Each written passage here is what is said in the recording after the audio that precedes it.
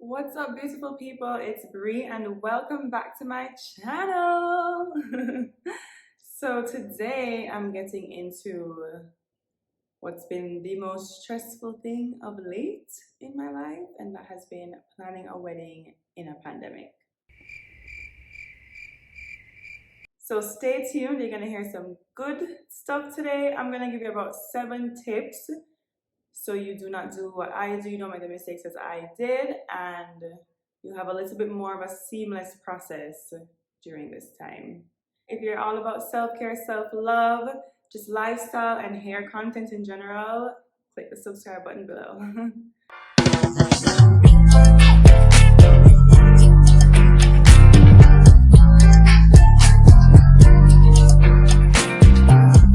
All right, let's get into it. So, planning a wedding in a pandemic has been 2 words: stressful AF. And yes, I have to add the AF because it's really just been so stressful. A stressful time, like the pandemic wasn't stressful enough. And then just adding wedding planning in general pre pandemic. So it's like a double whammy. It's been tough. I'm not going to lie. But I'm holding the faith and I'm telling you to hold the faith too because I mean we're not alone in this. The pandemic has affected all of our lives. It has really just come in and turned it all upside down. So that alone is comforting, knowing that I am not the only one dealing with this. You're not the only one dealing with this. So we're in this together and we'll get through it. So if you've been following me for a while, you'll know that I've been engaged to my husband and it's been over a year now. I'll link the video here on how our proposal story happened. But yes, we've been engaged for a year now, and wow, I can finally say it is finally happening in 6 months. In 6 months, I will be a Mrs. and it's just been a journey. It's been a journey, but I'm not like, I know everything happens for a reason. Everything is in its time, and like, I'm not obsessed about it at all. But it's like, it's really like, it's finally here now. So, like, it feels so real. And no, we're not postponing again. We've done that once before. That was in the early planning of our wedding. So, when we just got engaged, about 3 months later, boom, pandemic came. So, we had to like literally stop planning, turn that all off, and switch the date that we thought we wanted, or that we wanted really. But then the pandemic was like, we here to stay. So we had to literally just shut that down. And no, we're not postponing again. Whatever that day looks like, we are going through with the wedding because who are we waiting on? You know, what are we waiting on? We cannot be waiting on the pandemic to be over when it has showed us that literally it's like not going anywhere right now. Yes, vaccines are on the way, well underway, but still like we don't know. We just don't know. So we have no more waiting to wait, and we're just gonna get this show on the road. So I can finally say we're 6 months to go. Plus, Mr. Barker himself said, girl, we are not waiting any longer. You're getting married to me this year. It's not passing this year. That's it. Baby's got to be made. Just kidding. But yeah, I mean, for real, what are we waiting on? Nothing. So it's time to move it along. So, a little backstory.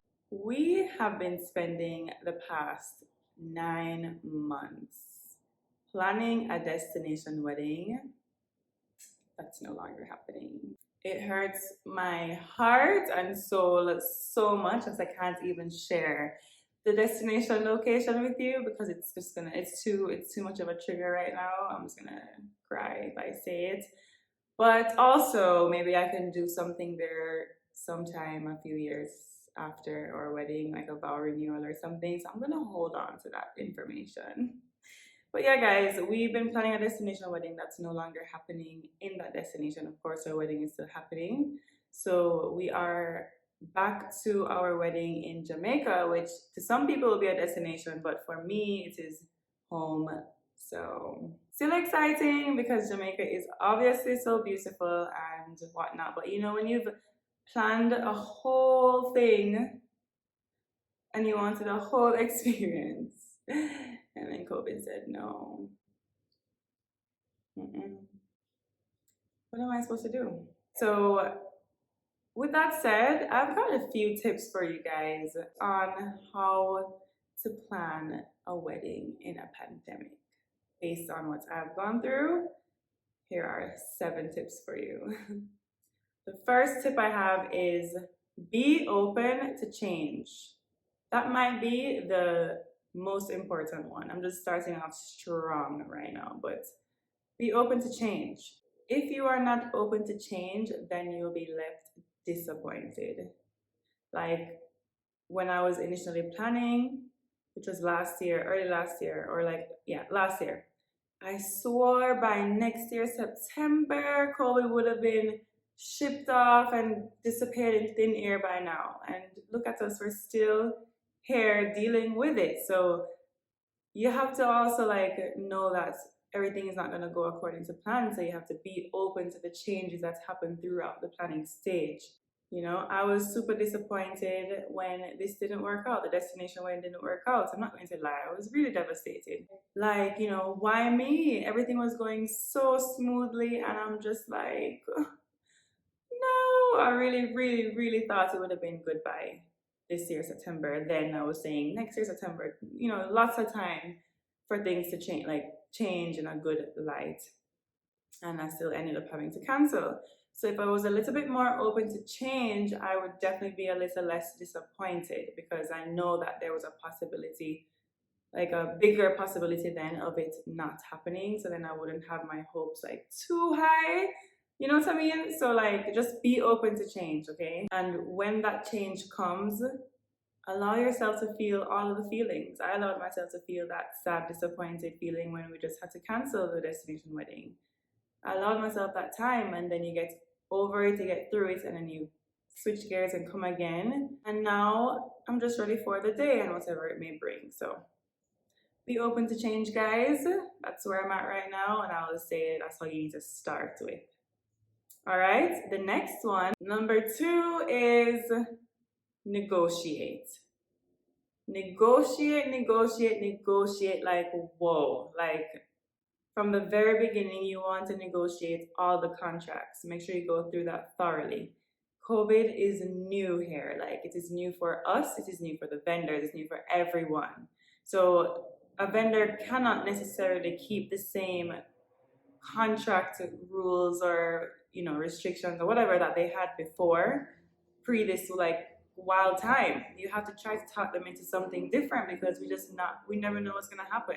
So then you negotiate the non-refundable deposit amounts. You know, some vendors will be more understanding or more lenient to you and, you know, what you're asking for, and some may not be. But for the ones that are, for example, not open to certain things, you start with, like, let's say they're asking for a 50% non-refundable deposit.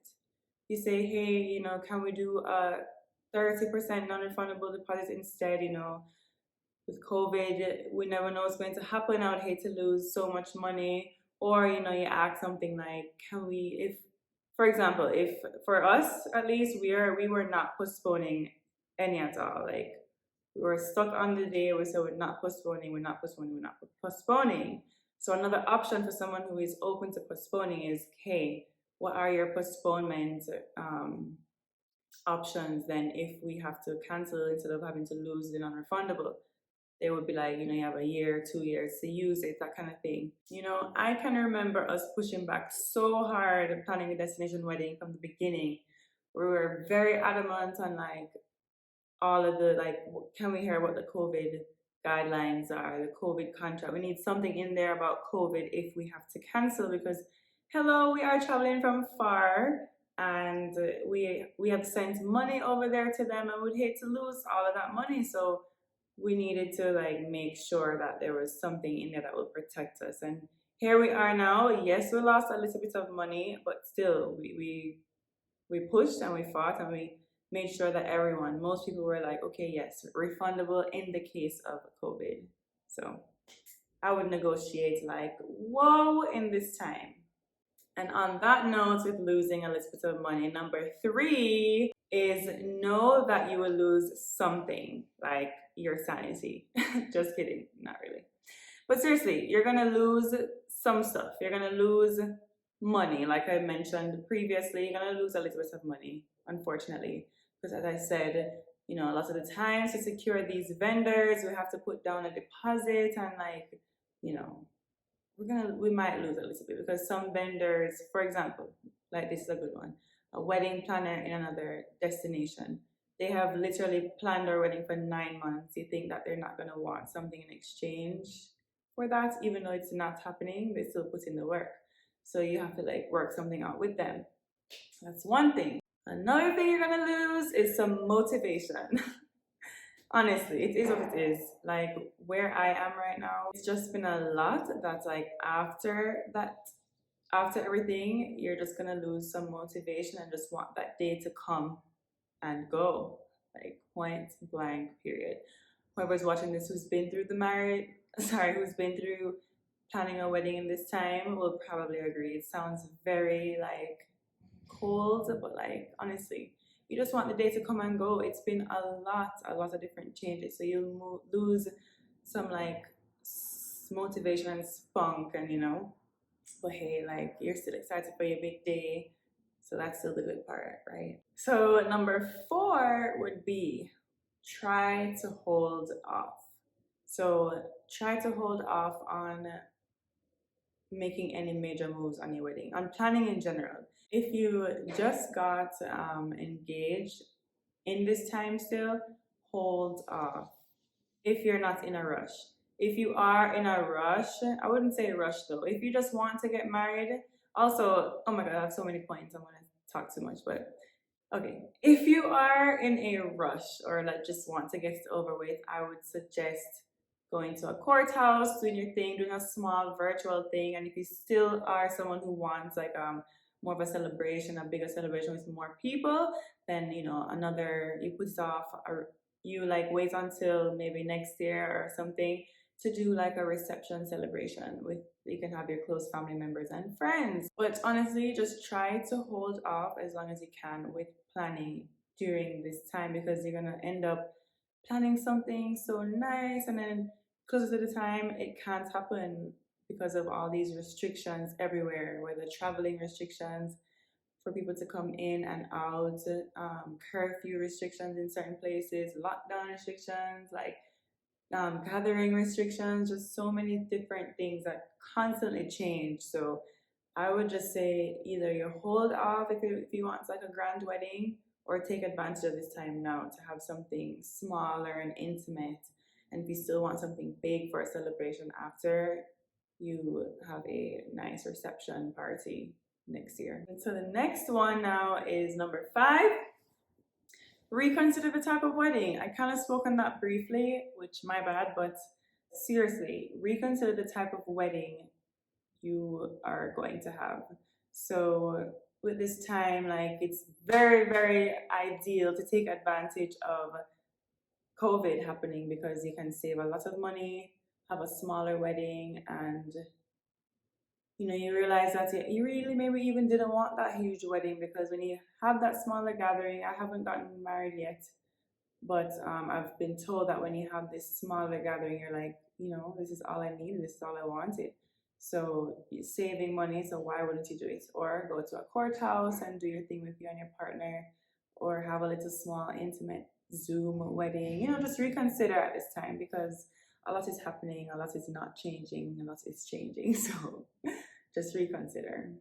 I know something like that is like a personal preference, but because there's people like me who I know I'm just like an extra person, so I want a little bit more than like, a Zoom wedding. Like I want just a little bit more. So I'll probably just go through a little bit more heartache with the content change that's gonna happen with my wedding, but I just want a little bit more grand. And then someone who's a little simpler will just do what you gotta do and just do the court thing, and that's it. We're moving on with life. But I want to wear my pretty dress and strut down a runway. So I'm saying it's about personal preference, but reconsider. And number 6, my favorite thing to say: everything happens for a reason. We may not know the reason right now, we may not know the reason tomorrow, but we will eventually know the reason why it happened, and we will understand and we'll be okay with why it happened the way it did. Everything happens for a reason and it's supposed to happen how it's supposed to happen.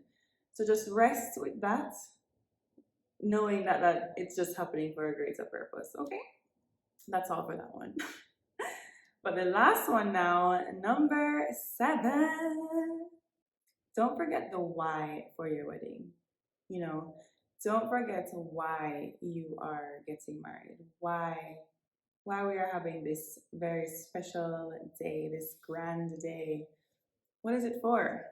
What is it about? You know, yes, we all or some want a dreamy, magical wedding. But at the end of the day, it really boils down to you and your partner, you and your partner's love, your marriage, your life after that day. That's what's really important. That's what really matters.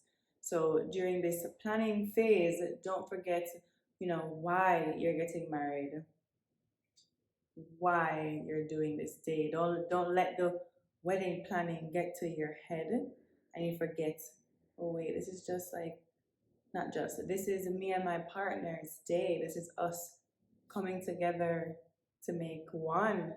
This is our big day. Like, it's not all about the food, it's not all about the venues, it's not all about the clothes that we're wearing, it's all about the guests. It's just like our love, our marriage, our union, and our life after that.